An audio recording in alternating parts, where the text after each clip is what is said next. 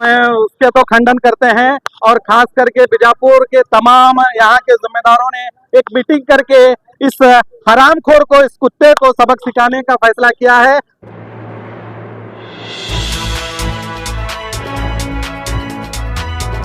मैं हूं अजीम इनामदार और आप देख रहे हैं I express news.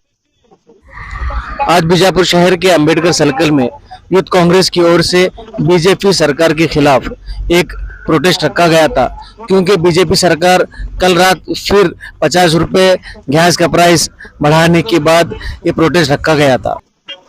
Block Congress के अध्यक्ष मोइन शेख और जिला माइनॉरिटी बीजापुर जिले के अध्यक्ष शकील बागमारे के नेतृत्व में ये प्रोटेस्ट रखा गया था। बीजेपी सरकार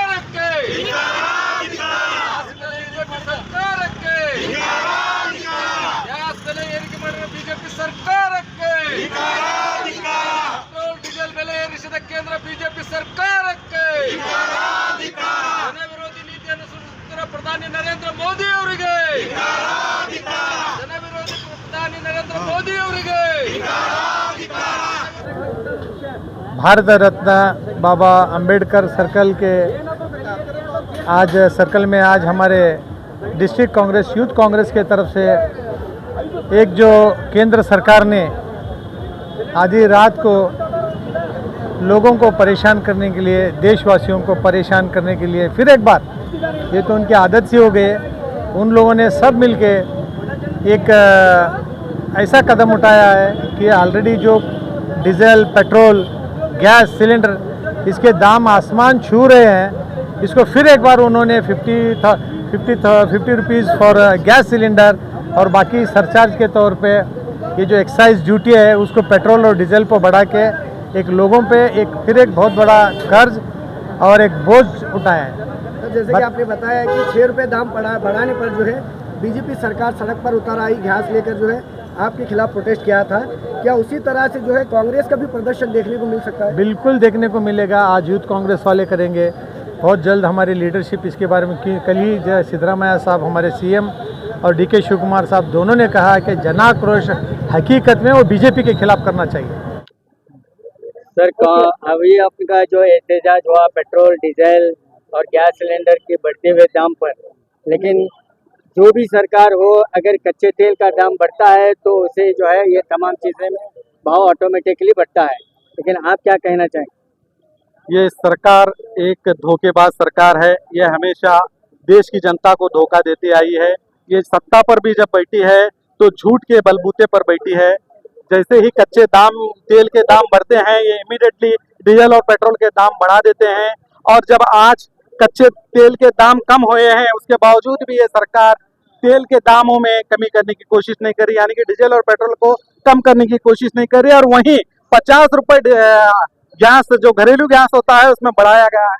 आप सोच सकते हैं ये जुमलेबाज सरकार जो सबका साथ सबका विकास की बात करती थी, ये विकास नहीं कर रही है। ये अब जनता की, एक तो इन 11 सालों में इन्होंने जनता की जेब को खाली कर दिया है, अब ये जनता के कपड़े भी बेचने की तैयारी में है। मैं इस मंच से, आप मीडिया की तरफ से, मैं युवाओं को खास करके, क्योंकि ये नफरती राजनेता जो बीजेपी के, मैं सभी नेताओं को नफरती इसलिए कहता हूं कि ये विकास की बात नहीं करते, ये सिर्फ धर्म की राजनीति करते हैं। तो मैं नौजवानों को अपना भविष्य ना खराब करें, बीजेपी में जाकर मैं तमाम हिंदुओं को कहूंगा कि हिंदू राष्ट्र बनाने के नाम पर आपका इस्तेमाल कर रहे हैं, आपकी जिंदगियों को बर्बाद करने की कोशिश कर रहे हैं, आपको ये क्रिमिनल बना रहे हैं, ये आपको डिग्री दे रहे हैं तो क्रिमिनल की डिग्री दे रहे हैं। तो मैं आपको यही चाहूंगा, अगर आप युवा अपना भविष्य अच्छा चाहते हैं तो आप कांग्रेस का साथ दे, कांग्रेस का हाथ को थामिए,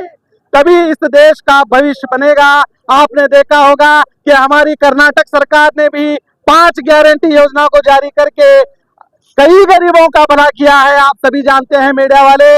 तो एक ऐसा स्कीम बताइए जो बीजेपी ने इन 11 साल में किया होगा। बीजेपी का काम है सिर्फ नफरत पैदा करना, विकास के नाम पर लोगों को बांटना, मगर विकास नहीं करना। तो मैं फिर से यही कहूंगा, जब तक इस बीजेपी सरकार का खात्मा नहीं किया जाएगा, ये सरकार पूरे देश के हर एक नागरिक को बर्बाद कर देगी। तो मैं दोबारा कहूंगा, जो भी बीजेपी में युद्ध हैं वो सभी इस बीजेपी पार्टी से राजीनामा देकर हमारी कांग्रेस पार्टी में शामिल हो जाइए, तभी इस देश का भला होगा। मैं इतना कहना चाहूंगा।